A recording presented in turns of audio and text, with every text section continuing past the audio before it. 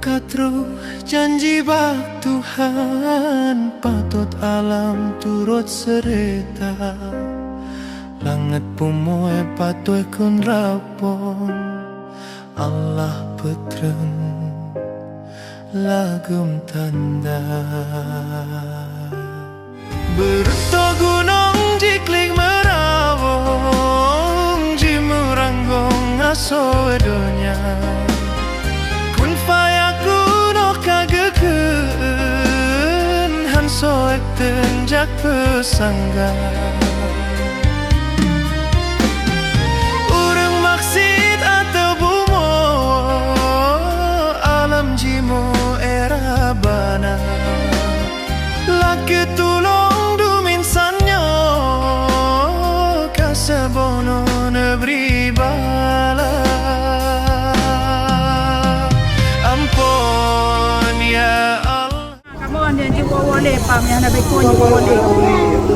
Hanya jet boleh sama sekali. Karena rata dalam zaman. Mana rata, mayang ke apa rata, rata kalau memang dia mak ke etno dalam etde. Jadi minggu boleh tinggal ipat tambah pengungsi. Mantap mak pengungsian mandi. Mayang madu-madu kamu butuh tak beko.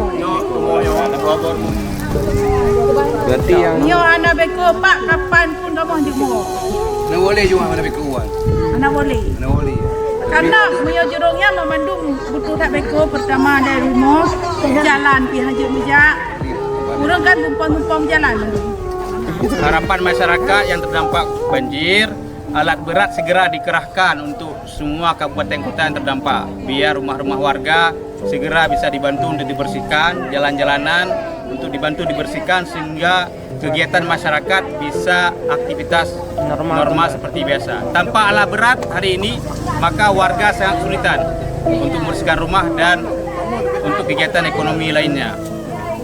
Maka oleh karena itu, perhatian Presiden, BNPB, Gubernur, seluruh stakeholder Indonesia untuk segera membantu secepat mungkin kebutuhan warga.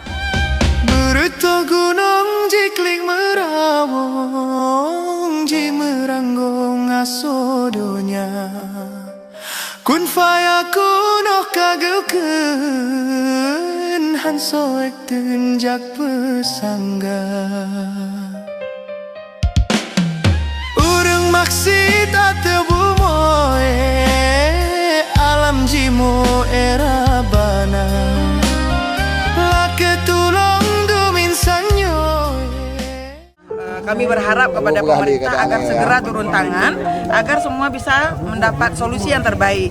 Puasa mau dekat, insya Allah ibu-ibu ini mau kembali beribadah dengan nyaman dan mereka mau kembali ke rumahnya seenak-enak pun barak, cantik-cantik pun barak. Bagi kami di sini, terutama penduduk orang Aceh asli, itu tidak ada guna kecuali pulang kembali ke rumahnya masing-masing.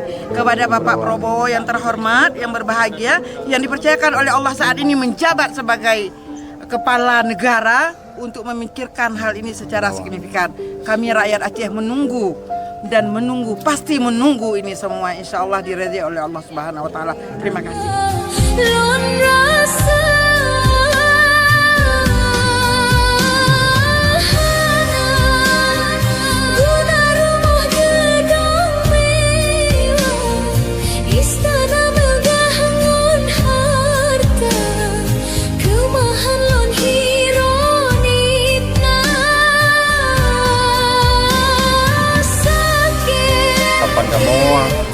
Karena dalam pada musibah, kalinya musibah cukup berat di taman Len.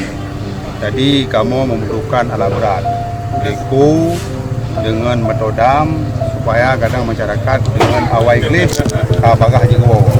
Tapi bunyi lagi yang tabe, anak gelis dan begelih di masyarakat masing-masing rumah. Jangan lupa, dapat boleh kejak dok metro.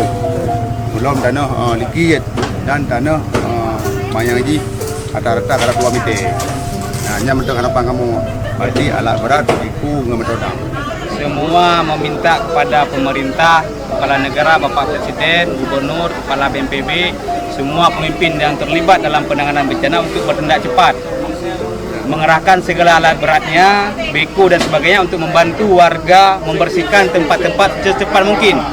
biar warga bisa pulang ke rumah, bisa beraktivitas, bekerja dan sebagaimana. Apabila ini terlambat, maka akan muncul dampak-dampak lainnya seperti penyakit dan sebagainya.